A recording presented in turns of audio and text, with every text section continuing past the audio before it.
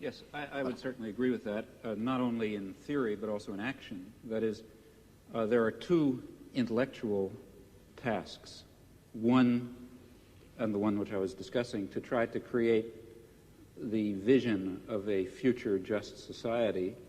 Another task is to understand very clearly the nature of power and oppression and terror and destruction in our own society.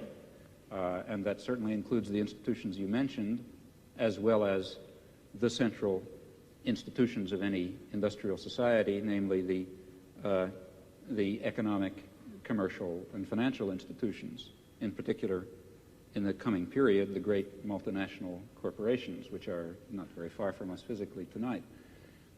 Those are the basic institutions of oppression and coercion and autocratic rule that appear to be neutral. After all, they say, well, we're subject to the democracy of the marketplace.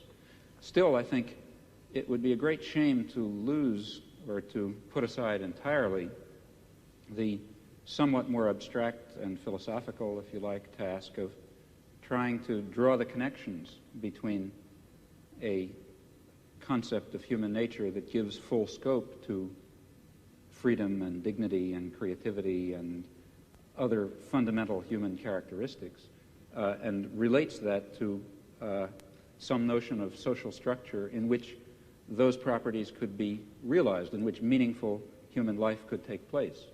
And in fact, if we are thinking of social transformation or social revolution, though it would be absurd, of course, to try to draw out in detail the point that we're hoping to reach, still we should know something about where we think we're going.